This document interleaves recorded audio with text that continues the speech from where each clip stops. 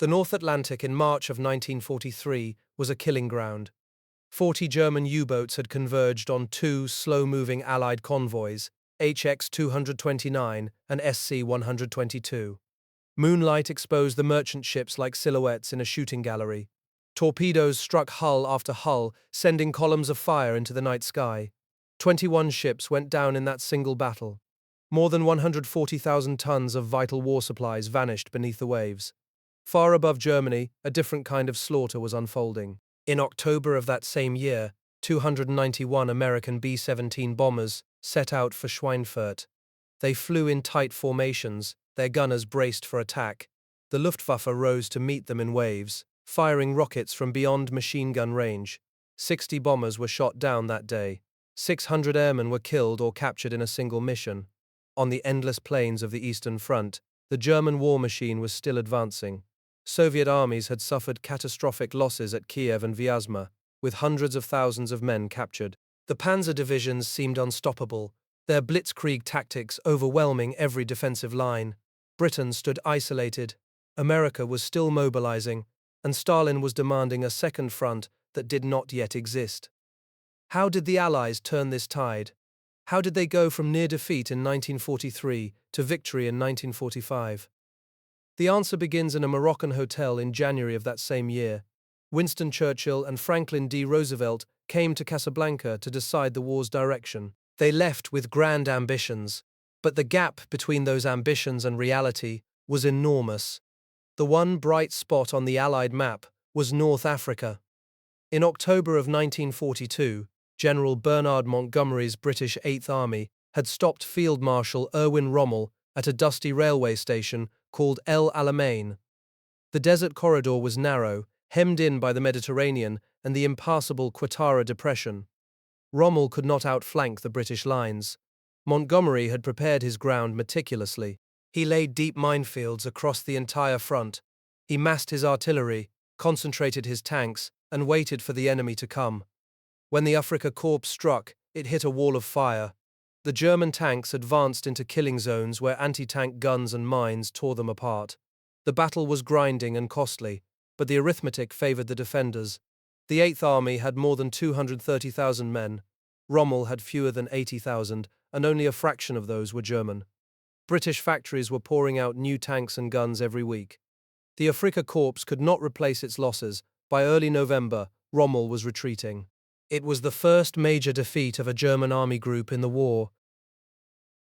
El Alamein did not destroy the Afrika Korps, but it ended the threat to Egypt and the Suez Canal. Churchill called it the end of the beginning. He could finally point to a victory. That victory opened the door to Operation Torch, the Allied landings in Morocco and Algeria. American troops came ashore in November 1942, catching the Vichy French forces by surprise. Within days, the Allies were advancing into Tunisia from the west while Montgomery pushed from the east. The Axis forces in North Africa were now trapped in a giant pincer. With this success in hand, Churchill and Roosevelt met at Casablanca on January 14, 1943. The conference hotel was an Art Deco building called the Anfa, set among palm trees and flowering gardens. The winter sun was warm, and the scent of eucalyptus hung in the air. But the mood inside was tense. The military situation was still dire. The combined chiefs of staff gathered around a long conference table covered with maps and briefing papers. The British and American generals argued for days about where to strike next. The Americans wanted a direct invasion of France as soon as possible. The British, scarred by Dunkirk and Dieppe, urged caution and favored a Mediterranean strategy. On January 24th, the leaders reached their agreement. They declared that the Axis powers must surrender unconditionally. Germany would remain the primary enemy, and the fight against Japan would not dilute that focus. The Battle of the Atlantic was to be the highest priority in the European theatre. They also resolved to intensify the strategic bombing of Germany. The combined bomber offensive would hammer the Reich around the clock. American bombers by day, British bombers by night. They would destroy German industry, disrupt communications, and break the enemy's will to fight. But they had no clear plan for how to do this without suffering unsustainable losses. And then there was the invasion of Europe itself. The Casablanca Declaration called for a cross-channel assault at the earliest possible date. but no date was set. The Allies simply did not know how to land on a defended beach against the German Atlantic Wall. The Dieppe raid of August 1942 had shown that attacking a fortified harbour was suicide. The Casablanca Conference set ambitious goals that far exceeded what the Allies could actually do. They had declared they would win the Battle of the Atlantic, command the skies over Europe, stop the Wehrmacht, invade France, and defeat Japan. But in January 1943, they lacked the tools, the tactics, and the organization to achieve any of these things. That would have to change. The news reached Berlin on the last day of January. Grand Admiral Erich Raeder was out. In his place, Hitler appointed the commander of the U-boat fleet, Karl Dönitz, as the new head of the German Navy. Dönitz was a devoted Nazi and a ruthless submarine commander from the First World War. He had built the U-boat arm into Germany's most dangerous naval weapon. Now he controlled everything. Dönitz kept his old job as commander of the submarines. He would not delegate that. From his headquarters in Paris, he directed the Wolfpacks with an intensity that impressed even Hitler. The Führer gave him what Raeder never had: full backing for an all-out submarine campaign. Dönitz immediately ordered a massive increase in U-boat construction. The yards in Kiel, Hamburg, and Bremen began turning out boats faster than ever before. Dönitz inspected a new Type 7C submarine at the fitting-out pier in Kiel that winter. He ran his hand along the steel of its periscope housing, cool and greasy to the touch. That slender tube was the U-boat's eye, the only thing that would break the surface when the boat stalked its prey. Without it, the hunter was blind. Dönitz knew that keeping that eye sharp and undetected was now the central problem of the war at sea. The Grand Admiral had good reason for confidence. At the end of 1942, he commanded over 200 operational submarines. The number was climbing. His boatyards were launching 17 new U-boats every month. His commanders were experienced, aggressive, and well-trained. The tonnage war was working. In 1942 alone, Allied shipping losses had reached nearly 8 million tons. The Atlantic lifeline was fraying. Churchill felt that fraying more than any other man in London. He later wrote that of all the struggles of the war, the Battle of the Atlantic was the one that truly frightened him. If Britain lost that battle, it lost the war. No fuel, no food, no munitions, no American divisions could cross an ocean ruled by U-boats. The Prime Minister pressed his admirals for answers. They gave him plans and promises, but no quick solutions. The crisis was not lost on Washington either. Admiral Ernest King, the prickly commander of the United States Navy, had his own problems in the Pacific. But he understood that if the Atlantic was lost, the entire Germany First strategy collapsed. In early March, American, British, and Canadian naval officers met in Washington for the Atlantic Convoy Conference. They hammered out zones of responsibility. More critically, King agreed to release more long-range aircraft for the Atlantic air gap. That air gap was the heart of the problem. A map of the North Atlantic showed a swath of ocean between Greenland and the Azores where no land-based aircraft could reach. For 3.5 years, U-boats had hunted there with impunity.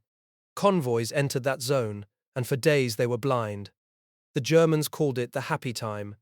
Every Allied merchant captain knew the dread of steaming into that empty blue water. The conference in Washington produced a critical decision. The Royal Navy and Royal Canadian Navy would take primary responsibility for the North Atlantic convoy routes. American escorts would cover the runs to Gibraltar and North Africa. But the most important outcome was the allocation of very long-range B-24 Liberator bombers to Coastal Command. These aircraft could fly 1,200 miles and stay over a convoy for hours. The gap was about to shrink. As the Allied planners met in Washington, Dönitz was already moving his pieces. He had deployed 4 large wolf packs across the central Atlantic. His intelligence service, the B-Dienst, was reading Admiralty codes with terrifying accuracy. He knew when the convoys sailed, where they were heading, and how few escorts protected them. He had 40 U-boats poised to strike. All he needed was a target, but the very scale of the disaster forced a response. Western Approaches Command, now under Admiral Sir Max Horton, drew a hard conclusion. Evading the wolf packs was no longer possible. The convoys would have to fight their way through. Horton demanded more escorts, more aircraft, and above all, better weapons. He got them. The reinforcements were already in the pipeline. The technology that would turn the tide was about to reach the front line.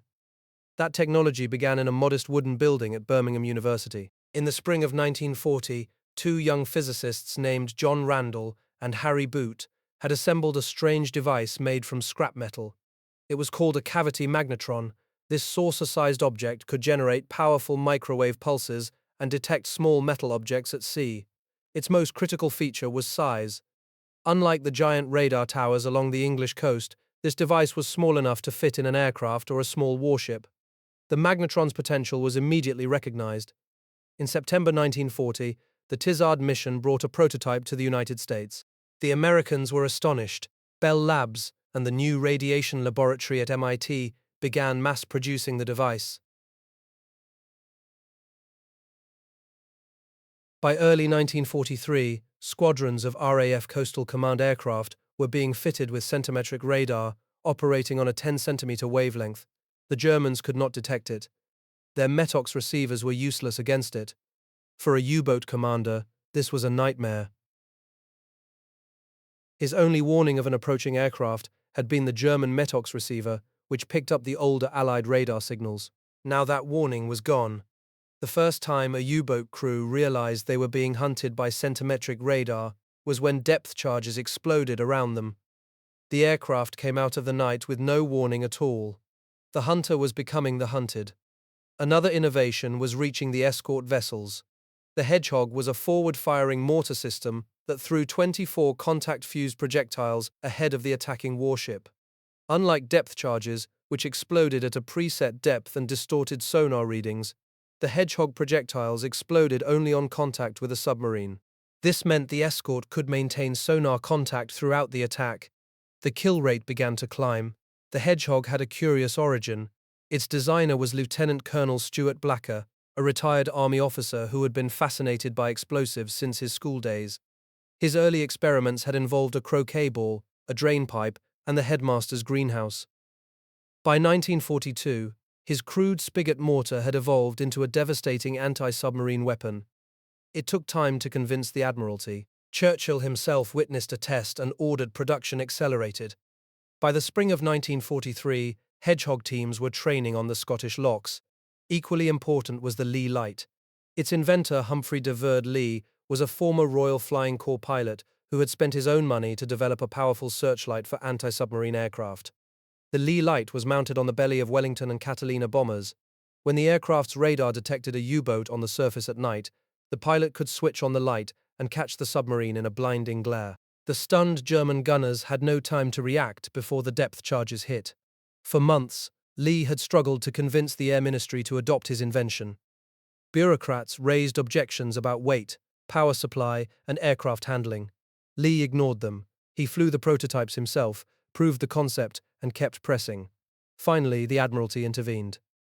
By early 1943, Lee lights were being installed on Coastal Command aircraft patrolling the Bay of Biscay. U-boat commanders crossing that stretch of water at night now faced a terrifying new threat. In April, the first centimetric radar sets reached the Liberator squadrons in Northern Ireland. The aircraft were already fitted with Lee lights. They carried depth charges with improved fuses and, in some cases, the new acoustic homing torpedo. For the first time, a single aircraft could detect a U-boat at night, illuminate it with a blinding searchlight, and attack with weapons that actually worked. The gap was closing. The U-boats were running out of places to hide. But the most critical element was the very long-range B-24 Liberator itself. Canadian engineers had modified the aircraft by removing one bomb bay and installing extra fuel tanks. This gave the Liberator a range of over 2,000 miles. It could now reach the mid-Atlantic gap and stay there for hours. The modification was simple, but its impact was enormous. A U-boat that surfaced to recharge its batteries anywhere between Ireland and Newfoundland risked being caught by a Liberator that simply would not go away. The slow convoy ONS-5 left British ports on April 23rd. It was a modest group of 43 merchant ships carrying ballast for the return journey to North America. Their cargoes were empty, but their mission was critical. Without these ships making the round trip, there would be no hulls available to carry the next load of American tanks, trucks, and fuel to Britain. The convoy's escort was Escort Group B7, commanded by Commander Peter Gretton, a man who had already rammed and sunk an Italian submarine in the Mediterranean.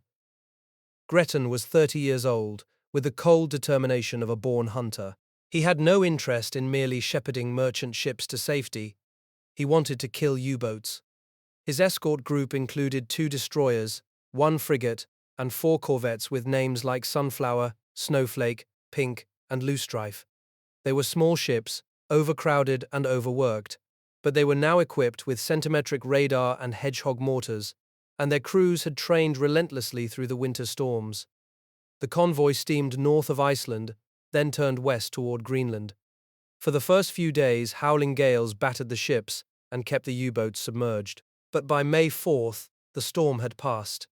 Dönitz had assembled 2 wolf packs, a total of 30 U-boats, in a long line stretching across the convoy's path. The air gap between Greenland and Newfoundland was still open. The surface escorts were exhausted and low on fuel. Gretton knew what was coming. The first night was chaos. U-boats attacked from all directions, firing torpedoes into the tightly packed columns of merchantmen. The escorts raced from one flank to another, dropping depth charges and driving the attackers away. But there were simply too many submarines. 5 merchant ships went down that night, then another 5 the following day. The convoy was being torn apart. Gretton ordered his ships to fight on, even as fuel gauges approached empty and depth charge racks were stripped bare. The corvette HMS Pink was detached to shepherd a group of stragglers. Its commander, Lieutenant Robert Atkinson, had spent 8 months battling seasickness. Now he was fighting for his life. A U-boat stalked his small flock through the night. Atkinson fired hedgehog after hedgehog, but the grenades failed to detonate. Finally, running low on depth charges, he ordered a last volley. As the corvette turned away, a massive explosion erupted astern. U-192 had been destroyed. By May 6th, the weather turned. A dense fog settled over the convoy, blinding the U-boats and silencing their attacks. Gretton used the respite to reorganize his escorts. Reinforcements arrived, the destroyer HMS Oribe and the sloop HMS Pelican, both equipped with the latest detection gear. The hunter-killer team went to work. Oribe rammed and sank U-531. Pelican's hedgehog volley destroyed U-438. The corvette Vidette, using her centimetric radar, located and sank U-125. When the fog lifted, the tally was clear. 39 U-boats had attacked convoy ONS-5. They had sunk 12 merchant ships, but the escorts had destroyed 7 U-boats and damaged 5 more. 2 additional submarines had been lost in a collision. For the first time in the Atlantic War, the U-boats had lost more than they had gained. The wolf packs had been bloodied. Dönitz's arithmetic was turning against him. The pattern repeated through the rest of May. Convoy SC-130 sailed with 37 merchant ships and an escort group strengthened by Gretton's veterans. Continuous daylight air cover from very long-range liberators kept the U-boats submerged and disoriented. Every time a submarine surfaced, an aircraft attacked. The convoy reached the United Kingdom without losing a single ship. Dönitz's own son, Peter, was among the U-boat crewmen lost in these battles. The new Allied weapons were working together in a way the Germans could not counter. Centimetric radar detected the U-boat before it could close. Very long-range aircraft forced it to stay submerged and exhausted its batteries. Hedgehog mortars gave the escorts a weapon that could kill even when sonar contact was brief. The Lee light turned night into an Allied advantage. No single invention had won the battle. The cumulative effect of all of them was devastating. On May 24th, Dönitz made his decision. He withdrew his U-boats from the North Atlantic. The losses of the past month had been catastrophic. 41 submarines had been destroyed in May alone. The surviving crews were exhausted and demoralized. In his war diary, Dönitz noted bluntly that the enemy's air force had played a decisive role. He ordered his boats to relocate to the Gibraltar routes, the Caribbean, and the South Atlantic. The Central Ocean was now too dangerous. The Grand Admiral was not defeated, but he was forced to rethink. He needed new boats, new weapons, new tactics. The German shipyards were working on Type 21 submarines, designed to stay submerged for days and travel at high speed underwater. But those boats were months away. In the meantime, the North Atlantic belonged to the Allies. The convoys could steam through the gap without fear. The lifeline was secure. The statistics told the story. In March, Allied losses in the North Atlantic had reached nearly 700,000 tons. By June, the figure had collapsed to a few isolated sinkings. The convoy routes between New York and Liverpool were suddenly safe. Ships carrying troops, tanks, fuel, and food began to cross in numbers that would have been unthinkable 6 months earlier. The build-up for the invasion of Europe could now begin in earnest. Churchill received the news with relief he rarely showed. The Battle of the Atlantic was not over, but the crisis had passed. The Admiralty's operational research teams had proved that the combination of new weapons and aggressive tactics worked. The escort carriers, the very long-range bombers, the centimetric radar, the Hedgehog, the Lee Light, and the determined young commanders like Gretton and Walker had together turned the tide. It was not a single breakthrough, it was a system of breakthroughs. For Karl Dönitz, the reckoning was brutal. He had lost command of the Atlantic. His U-boats could still hunt in distant waters, but the central route, the vital artery between the New World and the Old, was closed. The Grand Admiral knew what that meant. Without the North Atlantic, Germany could not stop the American army from reaching Britain.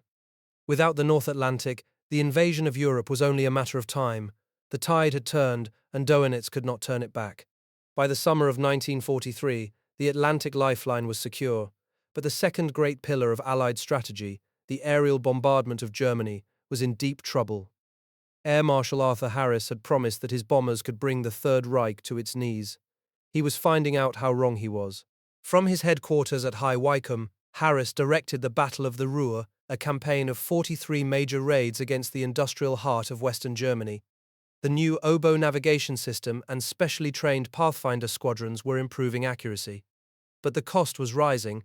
Each raid cost bombers and crews, and the Luftwaffe's night fighters were learning to hunt in the dark. The Ruhr campaign did real damage. Essen, Duisburg, Dortmund, these cities were being pounded into rubble. German armaments minister Albert Speer later admitted that the attacks hurt his production schedules, but Harris was not satisfied with mere damage.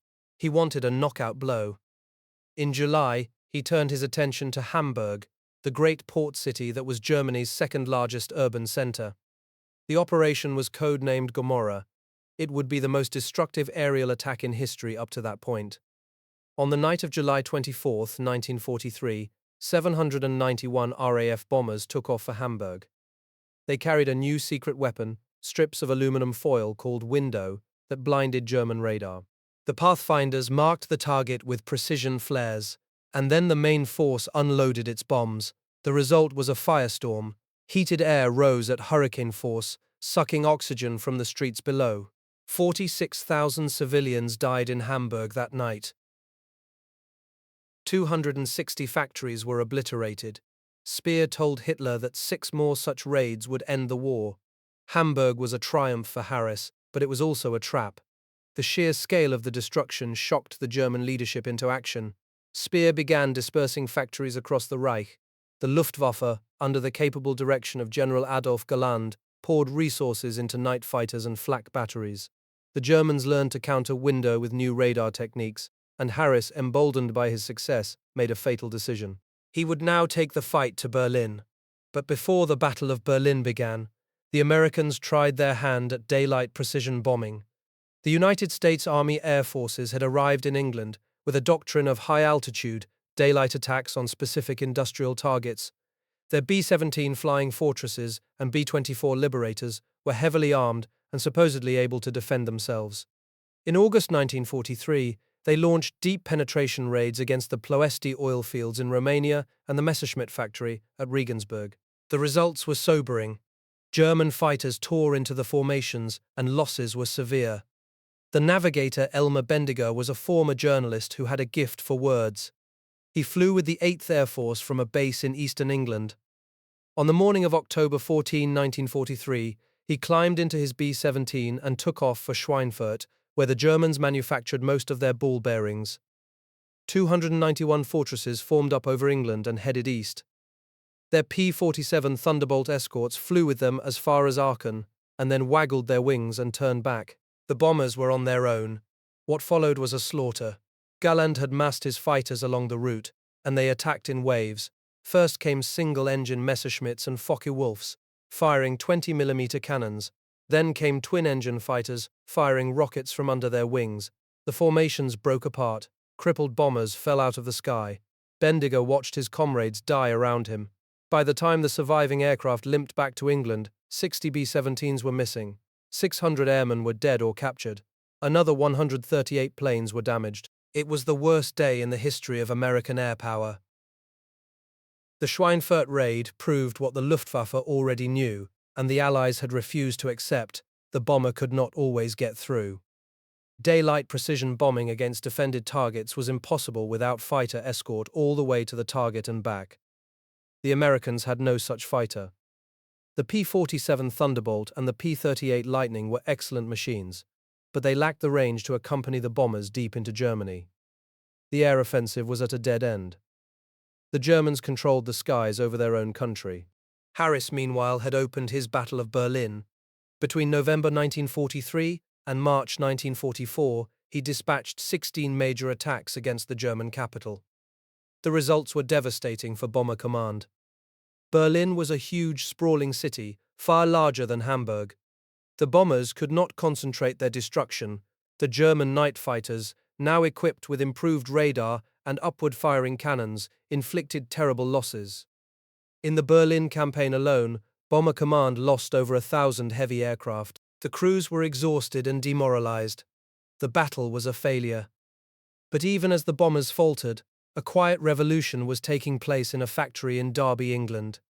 The solution to the air war was not a new bomb or a new bomber. It was an engine, the Rolls-Royce Merlin 61. This was no ordinary power plant. By doubling the horsepower of earlier versions, it transformed whatever aircraft it was fitted into. And a small group of British and American engineers had already figured out exactly where to put it. The story began in April 1942, when a test pilot named Ronnie Harker received a phone call from the RAF's Fighting Development Unit. They asked him to fly an American fighter called the P-51 Mustang, which had been built for the British but was disappointing in its current form. Harker climbed into the cockpit and took the Mustang up. He was immediately struck by how cleanly it flew. Its aerodynamic design was superb. But the engine, an Allison, lacked power at high altitude. Harker landed and wrote his report. Then he made a suggestion that changed the war. Harker noted that the distance between the Mustang's cockpit and its nose was exactly the same as on a Spitfire. A Rolls-Royce Merlin would fit. He wrote, with a powerful and good engine like the Merlin 61, its performance should be outstanding, as it is 35 miles per hour faster than a Spitfire 5 at roughly the same power. That laconic sentence set off a chain of events that would alter the course of the air war. Rolls-Royce's engineers pulled the Allison engine and carefully lowered a Merlin 61 into the Mustang's frame. It was a perfect fit. Harker's colleague, the Polish mathematician Witold Charlier, calculated that the Merlin-powered Mustang would reach 432 miles per hour and outperform the Spitfire at all altitudes up to 40,000 feet. Both predictions proved accurate, but getting the aircraft into mass production required a battle of its own. The man who took up that fight was Air Marshal Wilfred Freeman, the quiet genius behind so many of Britain's wartime aircraft. Freeman immediately saw the potential. He ordered the conversion of 5 Mustangs, then doubled a proposed order for 500. He then began pressing the Americans to build the Merlin-powered Mustang in their own factories. Freeman was one of the most influential figures in the Air Ministry, though he was little known to the public. He had personally pushed for the development of the Spitfire, the Lancaster, and the Mosquito, the last of which was dismissed as Freeman's folly before it became the most versatile aircraft of the war. Churchill trusted Freeman implicitly. When Freeman spoke, people listened, but even he could not overcome the resistance he encountered in Washington. The American Air Force was committed to its own fighters, the P-47 Thunderbolt, the P-38 Lightning, and dozens of other models already on order. The Mustang had no powerful patron in the United States. Thomas Hitchcock was the American assistant air attaché in London. He was a former World War I pilot, a world-class polo player, and a man of enormous personal charm and influence. He was also a Rolls-Royce enthusiast. Hitchcock watched the bureaucratic stalemate with growing frustration. He wrote scathing reports about the Air Production Board's refusal to embrace the Mustang, calling it the costliest mistake made by the AAF in World War II. He lobbied his neighbors, his friends in Congress, and even Eleanor Roosevelt, but the logjam held. By the autumn of 1943, the situation had become desperate. The Schweinfurt disaster had made it brutally clear that without a long-range escort, the bombing campaign could not continue. The 8th Air Force had effectively lost air superiority over Germany. In Washington, Robert E. Lovett, the Assistant Secretary of War for Air, decided to see for himself. Lovett was a patrician New Englander who had flown with the 1st Yale Unit in the Great War. He traveled to England in June 1943 and spent weeks inspecting bomber bases, talking to crews, and studying the problem. Lovett returned to Washington with a stark report. He told General Henry Arnold, the commander of the Army Air Forces, that the top priority must be long-range fighter escorts. Specifically, he recommended the Merlin-powered Mustang. Arnold listened. Lovett was no bureaucrat. He was a veteran pilot who knew what he was talking about. 4 days after reading Lovett's report, Arnold issued a memorandum stressing the absolute necessity for building a fighter plane that can go in and come out with the bombers. The logjam finally broke. American industry swung into action. The Packard Motor Car Company, which was already building Merlins under license, increased production. North American Aviation, the Mustang's manufacturer, retooled its assembly lines. By early 1944, the first mass-produced P-51B Mustangs with Packard-built Merlins were arriving in England. The aircraft that emerged from the factories was a marvel. It carried 183 gallons of fuel internally and could be fitted with external drop tanks that extended its range to an extraordinary 750 miles.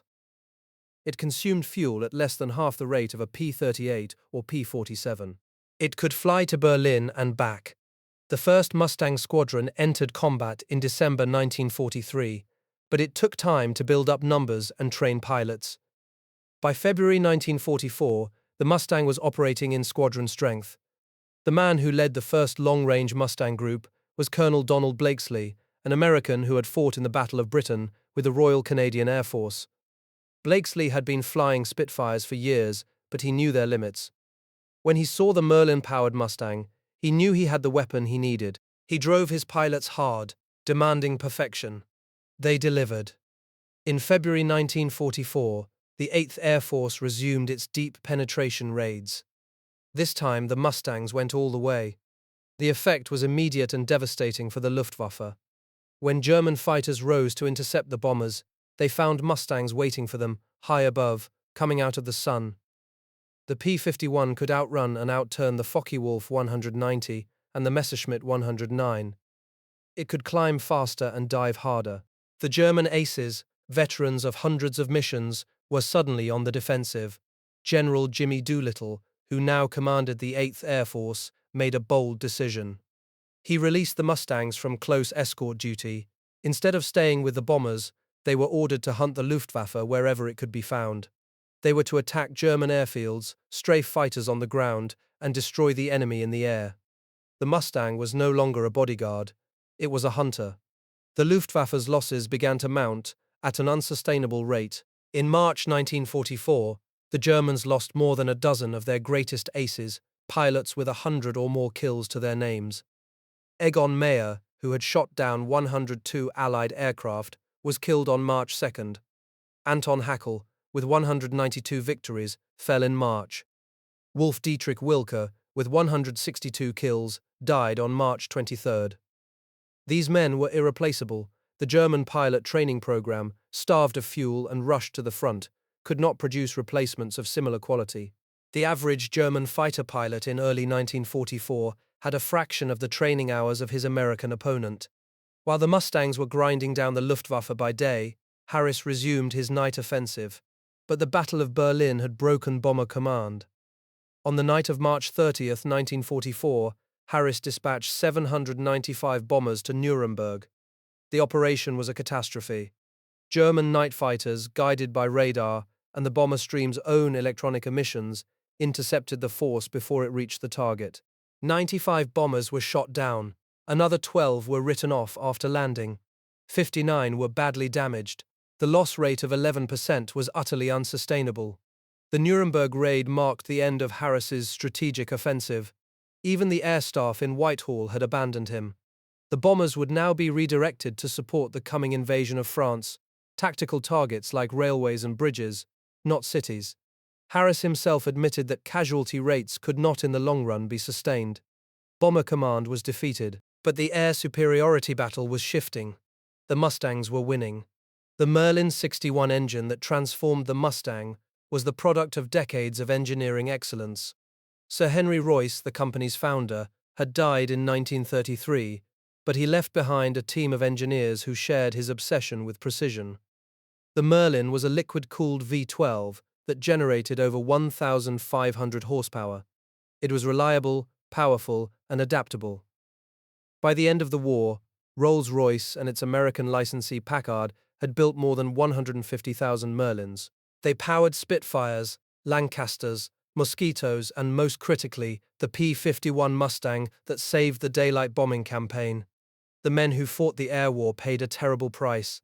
Bendiger survived the Schweinfurt raid and continued flying. He later wrote a memoir of his experiences, describing the moment when the fighters turned back and the bombers were alone. Harris's crews suffered the highest casualty rate of any branch of the British services, worse than the infantry in the trenches of the First World War. A young American had a better chance of surviving by joining the Marines and fighting in the Pacific than by flying with the 8th Air Force in 1943. But they kept flying. By April 1944, the Luftwaffe was broken.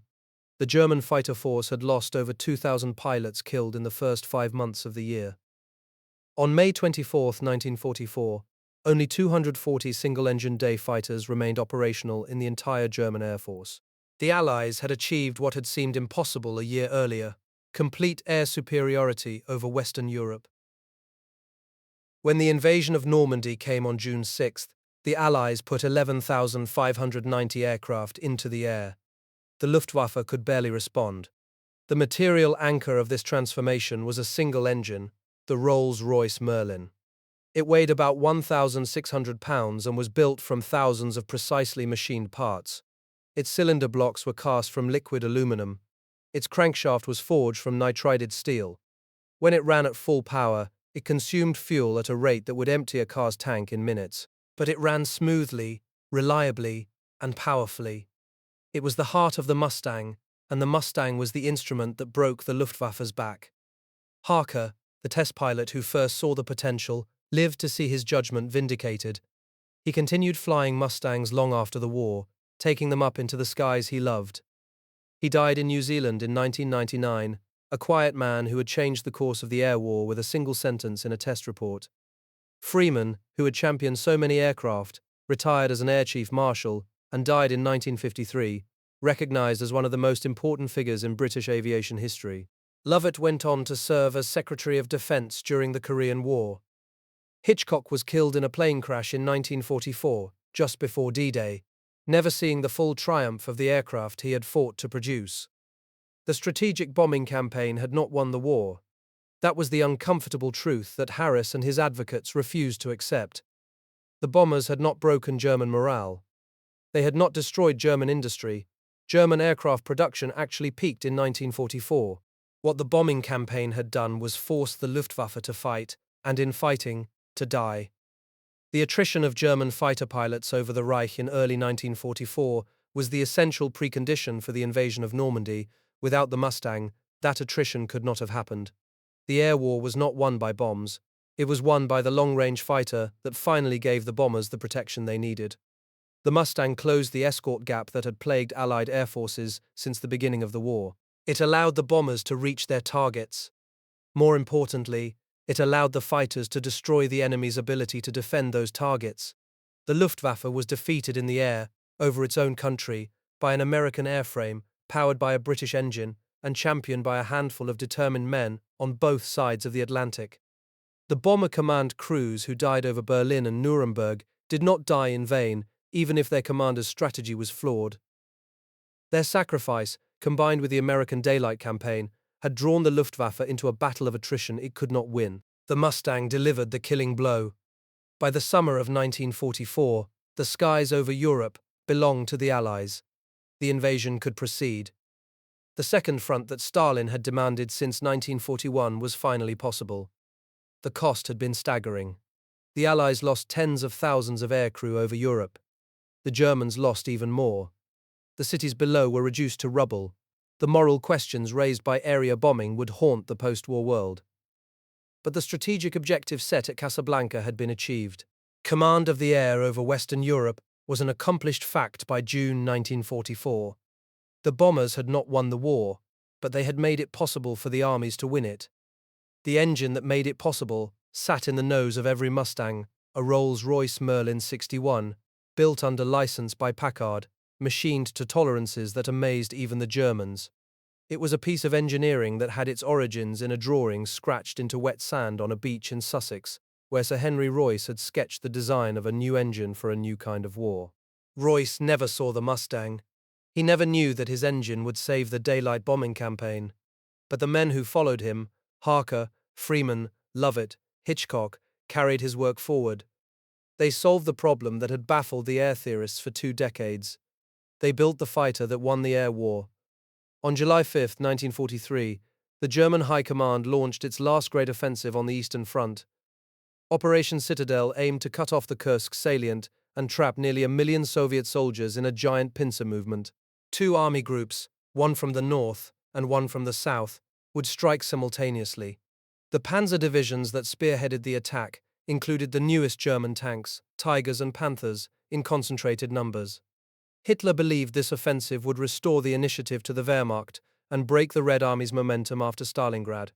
Marshal Georgy Zhukov and the Stavka had anticipated the German plan. Soviet intelligence had detected the buildup of panzer divisions for months. The Red Army prepared defensive positions of extraordinary depth. Across the Kursk salient, they laid over 1 million mines in belts that stretched up to 25 miles deep. Anti-tank guns were massed in strongpoints, each with overlapping fields of fire. Zhukov intended to let the German offensive exhaust itself against this wall of steel and explosives. The German attack opened with a thunderous artillery barrage, but the Soviet guns answered immediately. Counter-battery fire hammered the German assembly areas before the panzers even moved. When the German tanks finally rolled forward, they entered the kill zones of the minefields. The leading Tigers and Panthers began to detonate mines, their tracks blown apart in rapid succession. Soviet anti-tank crews, sheltered in deep trenches, held their fire until the Germans were within close range. Then they opened up with everything they had. The German infantry suffered as badly as the tanks. The Soviets had laid anti-personnel mines in densities that exceeded anything seen before on the Eastern Front. In the first day of the battle, the German northern pincer advanced only a few kilometers against the defenses of General Konstantin Rokossovsky's Central Front. The southern pincer, under Field Marshal Erich von Manstein, made slightly more progress, but also took heavy casualties. The Blitzkrieg, designed for rapid breakthrough, had run into a wall. The early T-34 tanks were committed to local counterattacks during those first days. Their crews struggled with the same mechanical defects that had plagued the tanks since 1941. The cramped 2-man turret forced the commander to load the gun while also directing the tank. Radios were scarce, so most T-34s communicated with flag signals. The air filters clogged quickly in the dust of the steppe, causing engines to overheat. Despite these problems, the sheer number of Soviet tanks allowed them to absorb heavy losses and keep fighting. While the panzers struggled to advance, the Luftwaffe was no longer the dominant force over the battlefield. The Allies' strategic bombing campaign in the West had forced the German Air Force to pull its best fighter squadrons back to defend the Reich. By the summer of 1943, the Luftwaffe had only a fraction of its strength available for close air support on the Eastern Front. Soviet ground attack aircraft, the heavily armored Ilyushin Sturmovix, roamed the battlefield with greater freedom, striking German tank columns from the air. On July 12, 1943, the battle reached its climax near the village of Prokhorovka. The Soviet 5th Guards Tank Army, commanded by General Pavel Rotmistrov, launched a massive counterattack against the 2nd SS Panzer Corps. Nearly 800 Soviet tanks, mostly 34s, advanced across an open plain toward the German lines. It was the largest tank engagement in history. The German Tigers and Panthers had superior armor and gun range, but the sheer mass of the Soviet attack was overwhelming. The tanks met at close range, and the battle disintegrated into a chaotic melee. Tanks fought at distances of less than 100 yards, exchanging fire at point-blank range. The thick smoke from burning vehicles obscured the battlefield, making coordinated movement impossible. The Soviet T-34s used their superior mobility to close with the heavier German tanks, where their 76mm guns could penetrate the side armor of the Tigers. Both sides suffered staggering losses, but the German advance was finally stopped.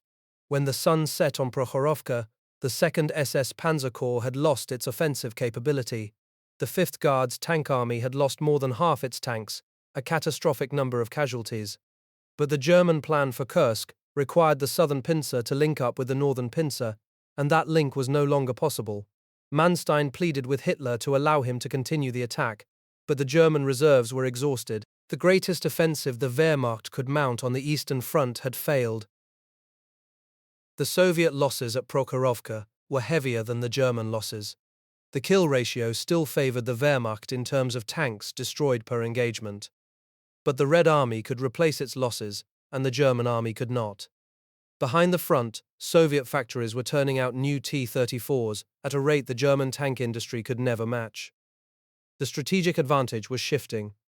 Kursk was not a victory of superior equipment, it was a victory of depth, preparation, and industrial mass. On July 13th, Hitler summoned Manstein and Field Marshal Gunther von Kluge to his headquarters in East Prussia. The Allied invasion of Sicily had begun 2 days earlier, and Hitler was panicking.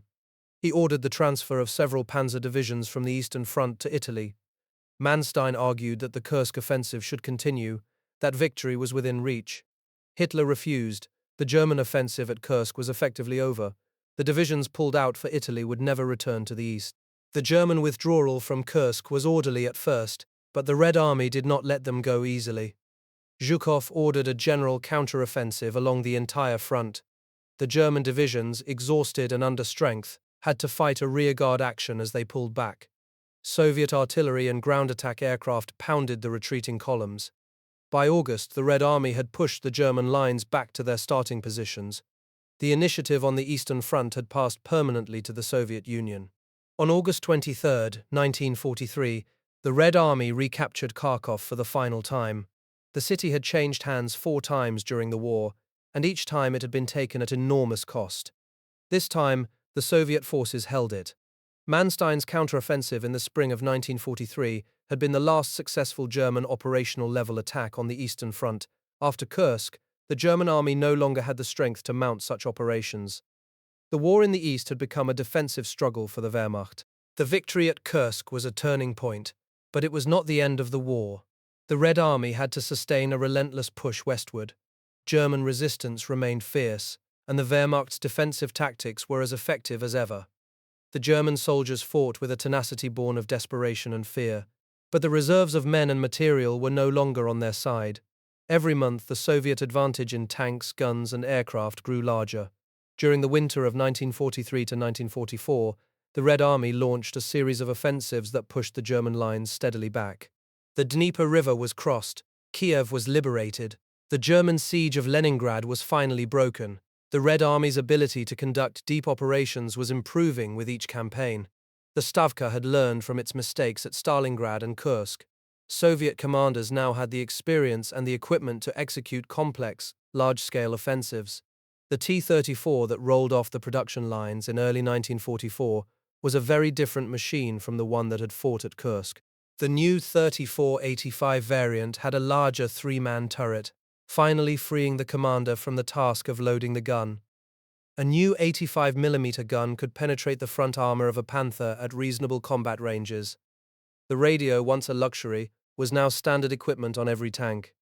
The air filters and transmission had been redesigned. The T-34 was now a reliable, formidable weapon. Soviet tank factories, relocated to the Urals and beyond, were producing these improved T-34s by the thousands every month. The workers, many of them women and teenagers, worked 14-hour shifts in freezing conditions. They had no time to celebrate Kursk or any other victory. They had quotas to meet and a war to supply. The tanks they built were shipped directly to the front, where crews trained on them for a few days before going into battle. The Soviet war machine had become an industrial juggernaut. The Red Army's tactical doctrine had also evolved. The Stavka now emphasized deep battle, the concept of using massed armor to break through a narrow sector of the front and then exploit the gap with mobile forces. Instead of deploying their tanks in small packets, the Soviets now concentrated them into tank armies that could strike with overwhelming force. The German defensive line, stretched thin across a front of over 1,000 miles, could not hold everywhere. The Red Army could pick its spot and attack with mass. The Western Allies campaign in Italy and the preparations for the invasion of France also helped the Red Army. The German High Command had to keep dozens of divisions in the west, divisions that could not be sent to the Eastern Front. The Luftwaffe was increasingly tied to the defense of German cities against the Allied bombing offensive. The Eastern Front was no longer the only front that mattered to Berlin. Germany was being squeezed from both sides. By June 1944, the German army on the Eastern Front was a shadow of the force that had invaded the Soviet Union 3 years earlier. Divisions were under strength, equipment was worn out, and replacements were scarce. The German High Command knew a major Soviet offensive was coming, but it did not know where. Hitler and his generals expected the main blow to fall in the south, aimed at the oil fields of Romania. They were wrong. On June 22, 1944, exactly 3 years to the day after the German invasion of the Soviet Union, the Red Army launched Operation Bagration. The target was Army Group Center, the German force that held the critical central sector of the Eastern Front. The Soviet plan was the most ambitious of the war. 5 army fronts, operating in coordinated sequence, would smash through the German defenses and encircle the entire army group. The offensive involved 1.7 million Soviet troops, 24,000 artillery pieces, and 4,000 tanks. The Soviet deception plan, known as Maskirovka, had been carefully executed. The Stavka had concentrated its forces in secret, moving troops and equipment at night to avoid German reconnaissance. Dummy tank parks and fake radio traffic suggested the main attack would come in the south. The German High Command was completely fooled. When the Soviet artillery opened fire on the morning of June 22, the bulk of the German panzer reserves was still in Romania, waiting for an attack that never came. The Soviet offensive struck Army Group Center with overwhelming force. The German front line was shattered in the first hours. Soviet tanks, led by the improved 3485s, poured through the gaps and drove deep into the German rear areas. The German divisions, many of them under strength and lacking armored support, were surrounded and destroyed one by one. The encirclements at Minsk and Bobruisk were the largest of the war. In 6 weeks, Army Group Center lost 300,000 men and 25 divisions. The speed of the Soviet advance was breathtaking. The Red Army pushed 300 miles westward in the first month of the offensive, reaching the Vistula River and the outskirts of Warsaw. The German front in the east had collapsed. The road to Berlin was open, though the Red Army would still have to fight a bitter campaign through Poland and Germany to reach the German capital. Operation Bagration was the largest defeat inflicted on the German army in the entire war. The Blitzkrieg that had conquered Poland, France, and much of the Soviet Union had been answered. The answer was not a single weapon or a single battle. It was a system of defense in depth, massed artillery, relentless industrial production, and tactical evolution. The T-34s that rolled into Poland in the summer of 1944 bore little resemblance to the broken machines that had littered the roads of Ukraine in 1941. They had been improved, refined, and mass-produced. The Soviet army had learned to stop the German panzers and then to drive them back. The tide on the Eastern Front had turned for good. The first problem was the memory of Dieppe. In August of 1942, nearly 5,000 Canadian troops hit the beaches of that French port. Half of them were killed or captured before they ever got inland. The lesson was brutal and clear. You could not seize a defended harbour from the sea. But if you could not take a harbour, how did you supply an invasion army? The answer came from 2 British officers who understood that the old rules no longer applied. One was a tank commander named Percy Hobart. The other was a scientist who believed you could build a harbour and tow it across the English Channel. Percy Hobart was a difficult man, stubborn and eccentric, and the army had retired him twice. But Churchill knew his value. Hobart had spent the 1920s thinking about armoured warfare, and he had trained the desert rats before the war began. Now, in early 1943, Churchill pulled him back from retirement and gave him a strange command. Hobart was to take the 79th Armored Division and turn it into something the army had never seen before. He was told to invent new tanks for the hardest job of all, breaking through the Atlantic Wall. Hobart gathered engineers, mechanics, and misfits. He began modifying Sherman and Churchill tanks in ways that looked absurd. One was the flail tank, which carried a spinning drum of chains that beat the ground ahead of it, detonating mines before the infantry stepped on them.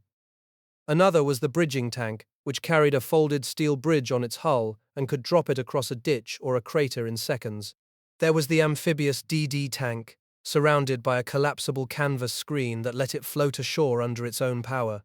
The crews called them Hobart's Funnies. While Hobart worked on the tanks, another team began building the harbour. The Mulberry concept was simple in principle and staggering in scale. Prefabricated concrete caissons, each the size of a city block, would be towed across the channel and sunk in place off the Normandy coast. Floating piers would rise and fall with the tide, allowing supply ships to unload their cargo directly onto the beach. The British and American High Command approved the plan in June of 1943. Construction began in secret, with hundreds of workers pouring concrete in hidden yards along the south coast of England. The engineers who designed the Mulberry harbours faced a problem that had no precedent. No one had ever built an artificial port for a military invasion. They calculated the weight of the caissons, the force of the channel tides, and the number of tons of supplies that would be needed each day. They built models, tested materials, and argued over dimensions. By the spring of 1944, the components were ready. 2 complete harbours, each capable of handling 10,000 tons of cargo per day. They were the single most ambitious engineering project of the entire war. The planning for D-Day consumed the first half of 1944. Eisenhower was the supreme commander, and Montgomery commanded the ground forces. Together they studied the coastline of Normandy and chose 5 landing beaches: Utah, Omaha, Gold, Juneau, and Sword. The German defenses were formidable. Rommel had been put in charge of the Atlantic Wall, and he had used his North African experience to lay millions of mines and install concrete bunkers at every likely landing point. He believed that the invasion must be stopped on the beaches, because once the Allies got ashore, they would not be pushed back. In the months before the invasion, the Allied air forces unleashed a campaign of isolation. Bomber Command and the USAAF struck every railway bridge, marshalling yard, and road junction between Paris and the coast. By the end of May, French rail traffic had fallen to 30% of its January level. Rommel could not move his reserves because the trains could not run.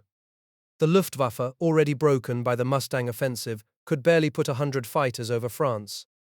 When the invasion fleet sailed on the night of June 5th, the Allies had complete command of the skies. The fleet that crossed the Channel that night was the largest armada in history. Over 5,000 ships, from battleships to landing craft, carried 156,000 men toward the French coast. The seas were rough, and many soldiers were sick before they ever reached the shore. The German coastal batteries opened fire as the first landing craft approached.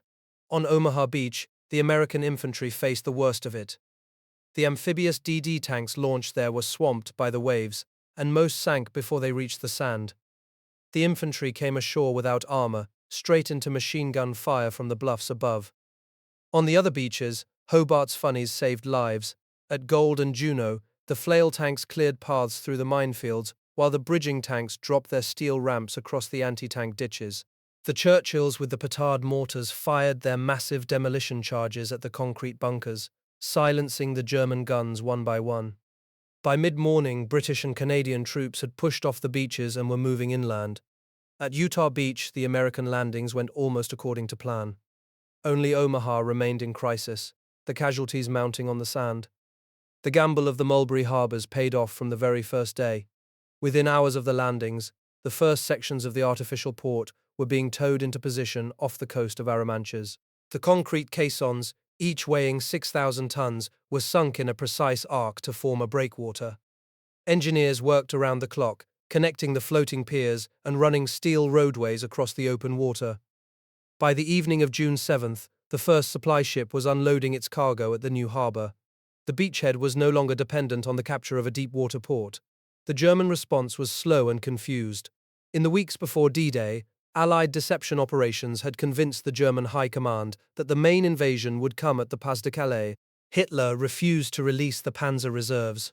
Rommel, the one commander who might have reacted quickly, was away visiting his wife when the news arrived. By the time the German armored divisions began moving toward Normandy, the Allies were already ashore in strength. The battles that followed were bitter and costly, but the beachhead held. The Americans on Omaha Beach paid the highest price of that first day. Nearly 1,000 men were killed or wounded on that single stretch of sand. But by late afternoon, small groups of infantry had worked their way up the bluffs and began clearing the German positions above the beach. The naval destroyers moved in close, firing their 5-inch guns at the bunkers until the barrels glowed by nightfall. The beach was secure, and the breakout into the interior of France had begun. The Atlantic Wall had been breached along its entire length. The battle for Normandy was not a single fight, but a campaign of attrition that lasted through June and into July. The German defenders fought with extraordinary skill, using the dense hedgerows of the French countryside as natural defensive positions. The American advance was slow and bloody. British and Canadian forces faced the best German divisions, including the SS Panzer Corps, in the grinding battles around Caen. Montgomery kept the German armor fixed in the east, allowing the Americans to build up their forces for a breakout in the west. On June 26, American forces captured the port of Cherbourg after a hard fight through the city's outskirts. The Germans had demolished the port facilities before they surrendered, blowing up the cranes and sinking ships in the harbor entrance. It took the engineers 3 weeks to clear the wreckage and restore the port to working order. But Cherbourg was not essential. The Mulberry Harbor at Arromanches was already handling more cargo per day than the pre-war planners had thought possible. The artificial port was doing the job that no one had believed could be done. In the third week of July, Eisenhower unleashed Operation Cobra. 8 American divisions, supported by the full weight of the 8th Air Force, struck the German lines west of St. Lo. The bombers hit a narrow corridor, and the infantry poured through the gap. The German defenses, weakened by weeks of constant attrition, collapsed in a matter of hours. The American armored divisions drove through the hole and into the open country beyond. The breakout from Normandy had begun. The speed of the breakout surprised everyone. Patton's Third Army, newly activated, raced south and then east. The Germans, still trying to hold the line in front of the British at Caen, were suddenly threatened with encirclement. Hitler ordered a counterattack at Mortain, but the panzer divisions that tried to reach the coast were hammered by Allied fighter bombers and ran out of fuel. The remnants of the German 7th Army were trapped near Falaise, and although many escaped, the destruction was total. The war in the West was no longer a defensive struggle. By the end of July, the Allies had landed more than 1 million men and 200,000 vehicles in Normandy. The Mulberry Harbors and the captured port of Cherbourg were supplying the entire army. The German High Command, reeling from the collapse of Army Group Center in the east and the breakout in the west, had no reserves left to stem either tide. The Third Reich was now fighting a two-front war at a scale it could not possibly sustain. The technological and organizational innovations that made D-Day possible did not emerge from a single flash of genius. They were the product of years of trial, failure, and adaptation. The Dieppe raid had taught the Allies that a frontal assault on a defended port was suicide. Hobart's Funnies were the answer to the mines and bunkers that had made the beaches of Normandy so deadly. The Mulberry Harbors solved the supply problem that had defeated every previous seaborne invasion in history. Each piece of the puzzle had been developed separately, but when they came together on the morning of June 6, the result was a turning point in the war. The men who landed on those beaches did not know about the engineers who had built their tanks and their harbors. The American infantryman wading through the surf at Omaha did not know that Percy Hobart had spent 2 years designing the flail tanks that should have been there with him. The British soldier at Gold Beach did not know that the concrete harbor he could see on the horizon had been designed by men who had never built a port in their lives. The engineers worked in obscurity, and their names are not carved on the monuments, but the success of D-Day was their success. Every tank that climbed the seawall, every ton of ammunition that rolled off the floating piers, every division that pushed into the French interior was a testament to the work of men who solved problems instead of accepting them. The Allied command structure allowed eccentric inventors like Hobart to flourish. The British and American production systems built their creations in numbers that could overwhelm the enemy. The culture of improvisation that produced the Hedgehog and the Cavity Magnetron had also produced the Flail Tank and the Mulberry Harbour. Rommel understood what was happening. On July 17th, his staff car was strafed by a British fighter near the town of Sainte Foy de Montgomery. The driver lost control and the car crashed into a tree. Rommel was thrown from the vehicle and suffered severe head injuries. He was evacuated to Germany, and his command of Army Group B passed to Field Marshal Gunther von Kluge. Rommel would never return to France. He would be dead before the year was out, forced by Hitler to choose between a poison pill and a show trial. The breakout from Normandy in late July transformed the strategic situation in the West. The German army in France had been shattered. The Allied armies, now fully supplied through the Mulberry Harbours and Cherbourg, drove eastward at a speed that surprised even their own commanders. Paris was liberated on August 25th. The V-1 rocket sites that had been terrorizing London were overrun. The road to the German border lay open. The timetable that had been set at Casablanca in January of 1943 was finally being realized. The fighting in the east was moving just as fast. Zhukov's armies, having shattered Army Group Center in the first weeks of Operation Bagration, were now crossing the Vistula and approaching the outskirts of Warsaw. The German army was being crushed between two gigantic pincers. In the west, the Allies were advancing through the wreckage of the German 7th Army. In the east, the Red Army was driving toward the Oder River, the last major obstacle before Berlin. The Third Reich was collapsing on both fronts simultaneously. It is easy to look at the scale of the Allied victory and assume that it was inevitable. But nothing was predetermined. The U-boats had nearly cut the Atlantic lifeline. The bombers had nearly been defeated by the Luftwaffe. The amphibious specialists had nearly been dismissed as cranks. The war was won because small groups of problem solvers, in laboratories and workshops and command posts, refused to accept that a problem had no solution. They built the tools that the soldiers needed.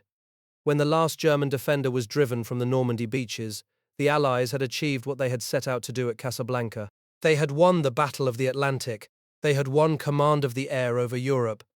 They had stopped the German blitzkrieg on the Eastern Front, and now they had forced a successful landing on an enemy-held shore.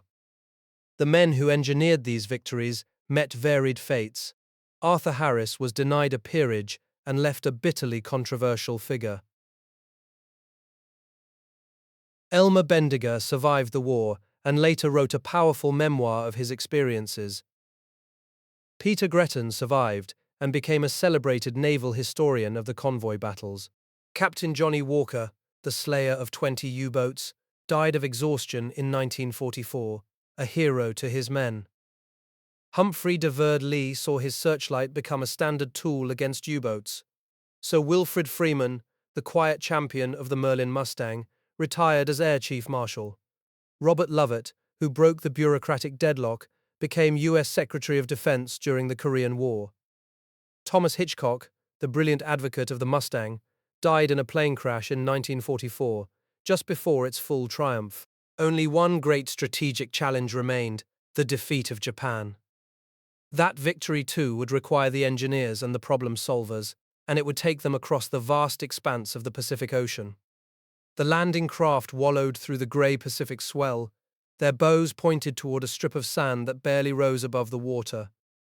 It was November of 1943, 15 months after the Marines had landed on Guadalcanal, and this time the target was a tiny coral atoll called Tarawa. The island was less than 2 miles long and a few hundred yards wide, but the Japanese had turned it into a fortress. Bunkers of concrete and coconut logs sat along the beaches. Barbed wire stretched across the sand, and beyond the shore, hidden beneath the surface, lay the reef. The American plan was simple. The Marines would come in on landing craft, cross the reef at high tide, and hit the beach in force. Naval guns would soften the defenses, and the assault would overwhelm the garrison in a single day. That was the theory, but the tide that morning refused to cooperate. The water did not rise enough to carry the landing craft over the reef. The boats ground to a halt on the coral, 400 yards from the shore. The ramps went down, and the first Marines stepped into water that came up to their chests. They carried rifles, ammunition, and 70 pounds of gear. They waded forward, holding their weapons above their heads, while the Japanese opened fire from the bunkers. Machine gun rounds slapped the surface. Mortar shells fell among the men. The water turned red. Entire squads disappeared before they reached the sand. Those who made it to the beach found no cover. The coral sand offered no traction. The seawall was too low to hide behind. Men lay flat and fired toward the bunkers, but their rifles could not penetrate the concrete. They needed tanks. Most of the amphibious tractors had been sunk or had stalled on the reef. One tank made it to the beach, but its radio failed. The Marines were pinned down, bleeding, dying, in full view of the enemy. By nightfall, the situation was desperate.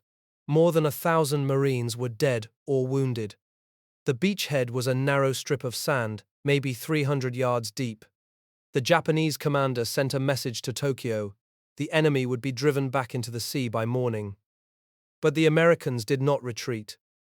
Through the night, small groups pushed inland, grenades in hand, killing the gunners one bunker at a time. It took 4 days to secure Tarawa. The garrison of 3,000 men fought almost to the last man. Only 17 Japanese soldiers surrendered. The cost to the Marines was staggering.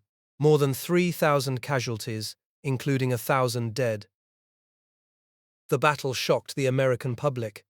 The islands of the Central Pacific were not going to fall easily, but the lessons of Tarawa would not be forgotten. The Navy learned that it needed more firepower, more tracked amphibious vehicles, and better planning for the reef. Those lessons would save lives later. But in November of 1943, the price of that knowledge was still being paid, one dead Marine at a time, in the shallows of a remote and brutal atoll. 7 months passed. By the summer of 1944, the Central Pacific offensive was moving at full speed. Admiral Chester Nimitz had absorbed the lessons of Tarawa and applied them across his fleet. The new Essex-class carriers were arriving in numbers. The Hellcat fighter had proven itself superior to the Japanese Zero, and the next target was the Marianas, Saipan, Tinian, and Guam. These islands sat more than 1,000 miles closer to Tokyo than any previous American conquest. If the Marines could take them, the B-29 superfortress could reach Japan. The invasion of Saipan began on June 15, 1944. This time there were no mistakes with the reef. The Navy sent hundreds of amphibious tractors, each one designed to crawl over coral and carry the infantry directly onto the beach. The naval bombardment lasted 2 days. Battleships and cruisers pounded the island, and the smoke rose in columns that could be seen 30 miles out to sea. The Marines hit the beach on schedule, and this time the tanks came with them. But the real battle was fought at sea. The Japanese mobile fleet had sorted to destroy the American invasion force. Admiral Ozawa commanded 9 carriers, including the giant new Tai-Ho. He planned to use the Marianas as a base for his aircraft, launching strikes from beyond American carrier range, refueling on Guam, and hitting the American fleet from a distance. It was a clever plan, but it depended on the Japanese air crews, the product of a training program that could not replace the skilled pilots lost at Midway and Guadalcanal. The Battle of the Philippine Sea began on June 19th. American radar picked up the first wave of Japanese aircraft while they were still 100 miles out. The Hellcats rose to meet them. What followed was not a battle. It was a slaughter. The Japanese pilots were inexperienced. They flew predictable formations and broke under pressure. The Americans shot down more than 200 Japanese planes in a single day. They called it the Great Marianas Turkey Shoot. By nightfall, the Japanese carrier air arm was finished. American submarines sank the Tai-Ho and another carrier, Shokaku, during the same action. Japanese carrier aviation never recovered. On Saipan, the fighting was brutal. The Japanese garrison numbered 30,000 men, and they defended every cave, every hillside, every patch of sugarcane. The Marines pushed north, inch by inch, under a tropical sun that turned the air thick and wet. The infantry fought with rifles and grenades and flamethrowers. The heat and the stench of death were constant companions. Journalists and photographers captured the fighting in vivid detail. The American public saw the images of burned-out tanks and dead Marines in the morning papers. The Japanese commander, General Saito, had no hope of victory.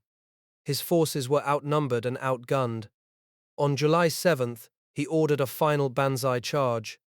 3,000 Japanese soldiers, Many of them, armed only with knives and bamboo spears, rushed the American lines in the darkness. The charge was suicidal, but it was terrifying. The fighting lasted until dawn. When the sun rose, the ground was covered with bodies. Saito had committed ritual suicide before the attack. Saipan was declared secure on July 9, 1944. The capture of Saipan was a strategic earthquake. For the first time, American bombers could reach Japan. The B-29 superfortress had been designed specifically for this mission. It was the largest bomber ever built, with a wingspan of 141 feet and a range of more than 3,000 miles. It could carry 10 tons of bombs at 31,000 feet, but the bomber had been plagued with engine problems and mechanical failures. It needed fully equipped airfields, not hastily built airstrips carved from jungle. Now the Seabees entered the story. The naval construction battalions were a uniquely American solution to a problem that had defeated every other navy in history. They were civilian builders in uniform, electricians, mechanics, surveyors, and crane operators who had volunteered or been drafted into the Navy and given rifles and a hard hat. They built airstrips on coral atolls that had been Japanese-held islands only weeks earlier. They landed with the Marines on the first waves, often under fire, and began clearing land, paving runways, and assembling fuel dumps, while the fighting still raged inland. On Saipan and Tinian, the Seabees performed their greatest feat. The runways needed to be long enough for the B-29s. The superfortress required a mile of hard, flat runway to take off with a full bomb load. The Seabees carved the airfields out of the coral hills. They worked in shifts, around the clock, under the blazing sun and the monsoon rains. They used bulldozers and graders and dynamite. They paved the runways with crushed coral, rolled and packed until the surface was hard as concrete. By August of 1944, the airfields on Saipan and Tinian were ready. The first B-29s began arriving from bases in India and China, where they had been operating at the limits of their logistical tether. Now they had forward bases within easy striking distance of Tokyo.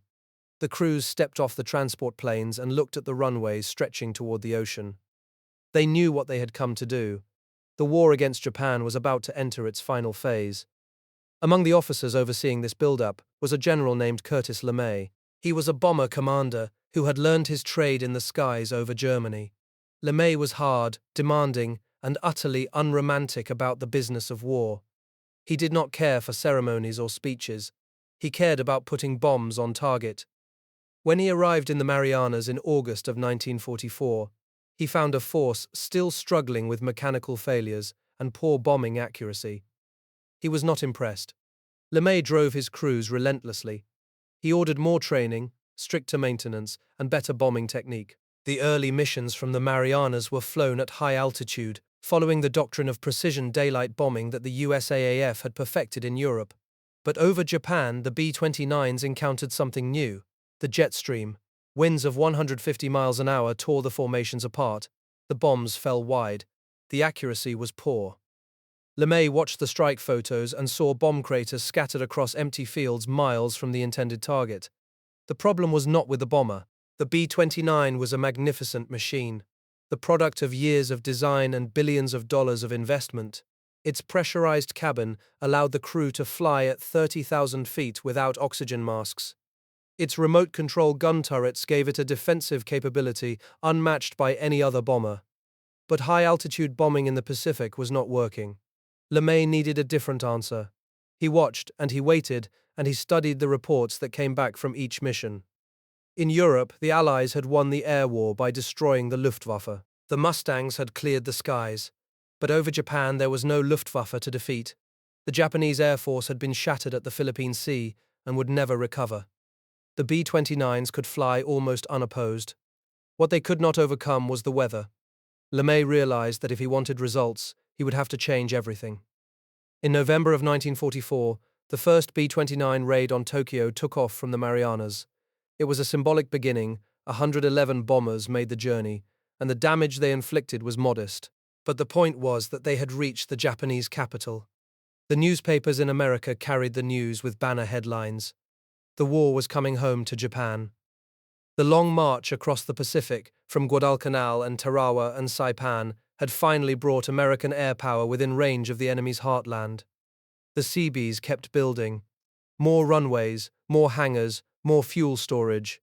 The islands of the Marianas became an American stronghold, a chain of fortresses that pointed directly at Tokyo.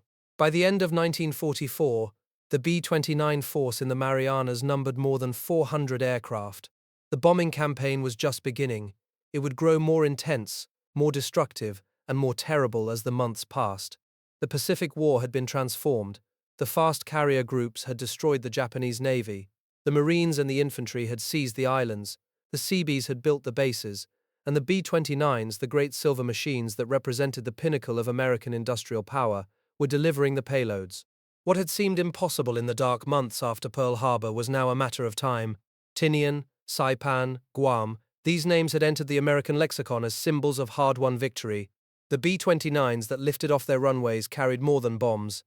They carried the accumulated weight of every lesson learned at Tarawa, every tactical adjustment made after the disasters of 1942, and every engineering breakthrough that had turned a concept on a drawing board into a 50-ton machine that could fly from the Marianas to Tokyo and back. The strategic problem that had faced the Allies at Casablanca, how to bring the war to Japan, had been solved. It had taken 2 years, 1,000 innovations, and the lives of tens of thousands of men. The liberation of Paris on the 25th of August, 1944, was a victory both symbolic and real. Columns of free French troops and American armor rolled into a city that had endured 4 years of occupation. Above the Arc de Triomphe, a tricolor fluttered again, and the bells of Notre Dame rang for hours.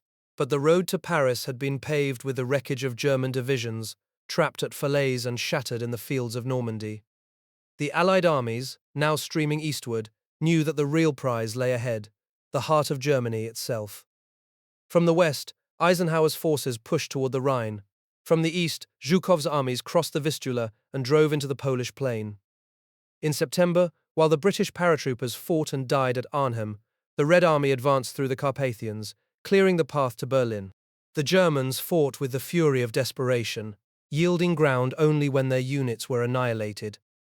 But the two-front war that Hitler had always feared was now a crushing reality.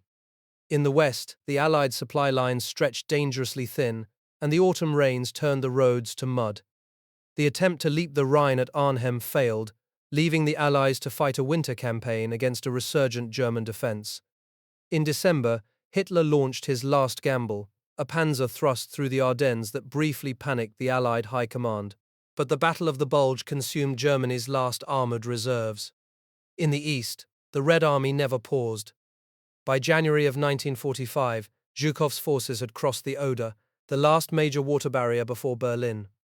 The Soviet offensive rolled forward on a front of hundreds of miles, crushing Army Group A and driving a wedge through Silesia and Pomerania.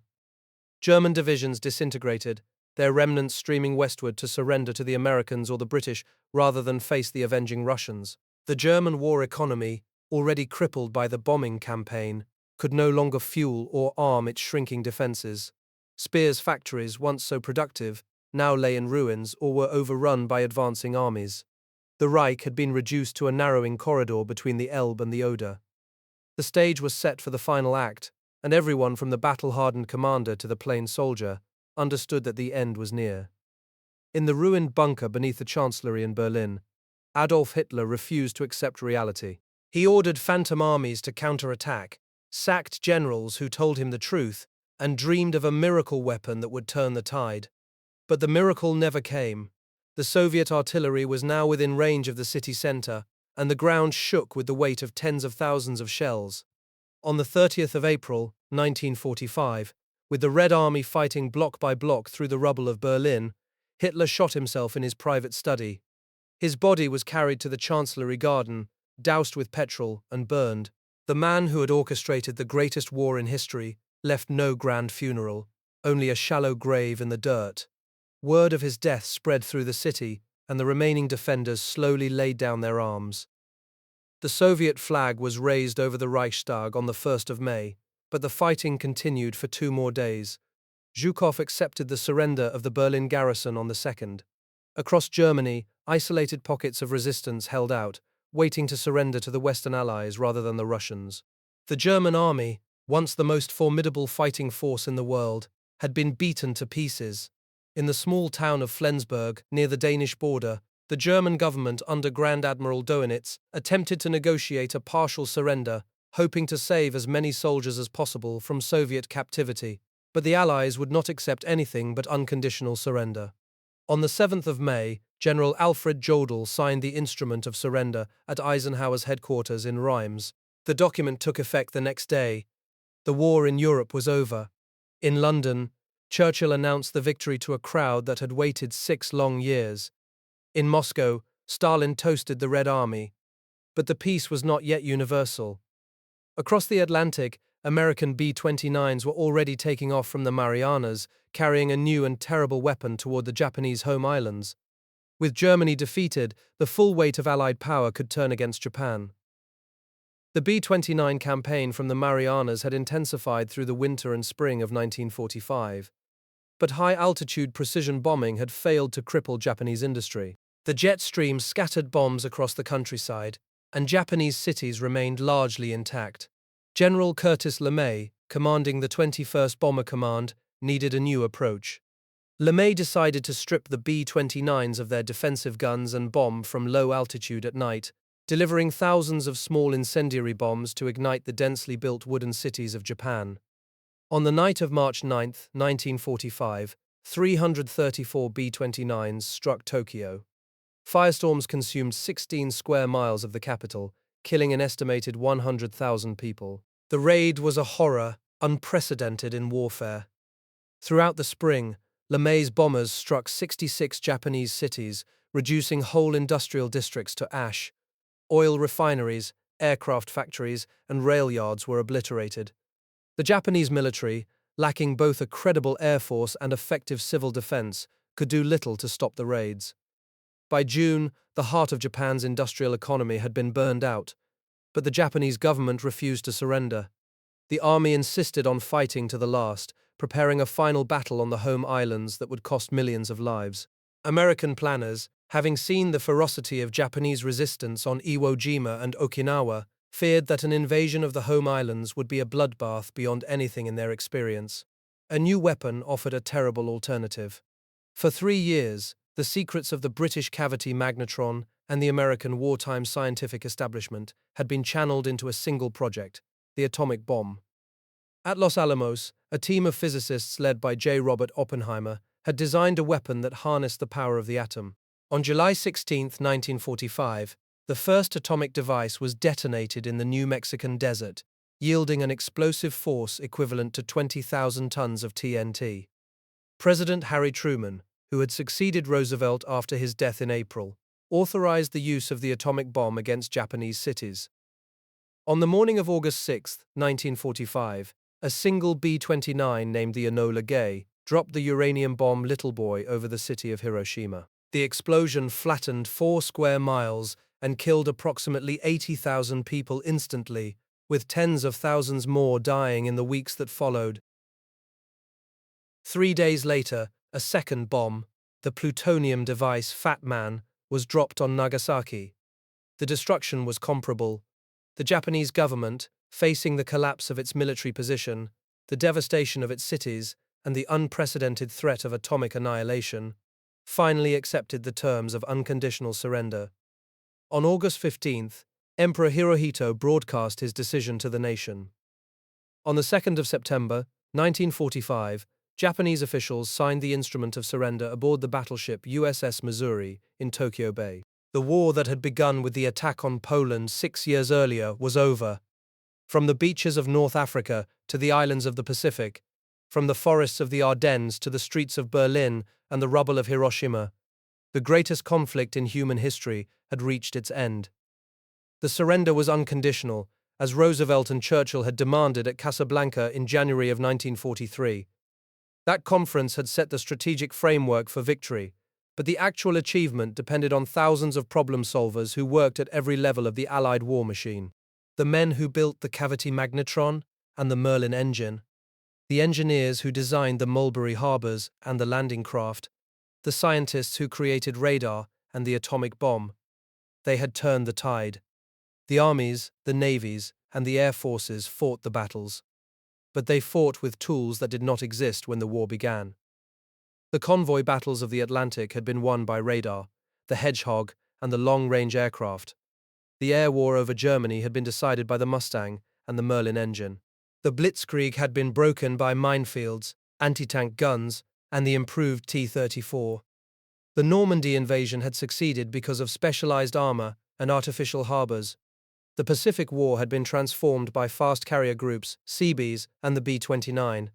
None of these solutions emerged from a single moment of inspiration. They were the product of persistence, trial and error, and the systematic application of intelligence to practical problems.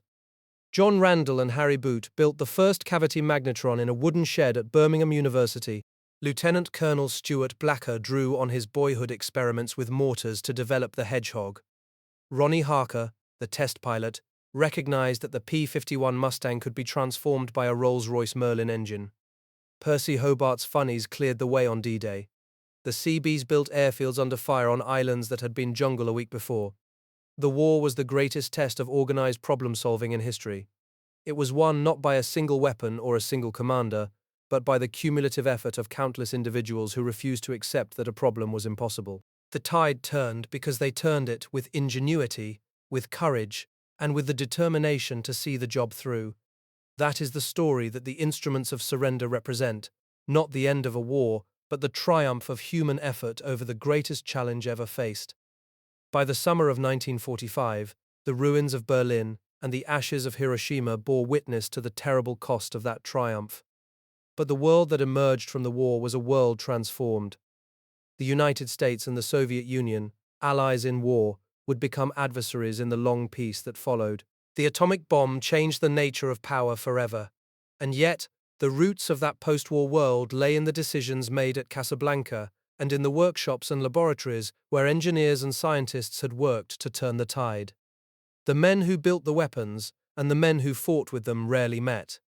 The test pilot who first flew the Merlin-powered Mustang never saw the aerial duel over Berlin. The physicist who tuned the cavity magnetron never heard the depth charges that sank a U-boat. But their work was connected by a chain of effort that stretched from the drawing board to the battlefield. The Second World War was not only a war of commanders and armies, but also of problem solvers. They are the ones who turned Casablanca's ambitions into the reality of victory. Their story, the story of how human ingenuity rose to meet history's greatest challenges, reminds every generation that the most powerful weapon is not steel or explosive, but the human mind when it is focused on a purpose. If you have your own stories of family members who served in the war, or worked in factories, or contributed in any way to that great effort, we would be honored if you shared them in the comments below. We read everyone, and they bring history alive in a way no book can. Please also consider subscribing to this channel and giving this video a like. It supports our work and helps us bring more of these stories to light. Thank you for listening and for remembering.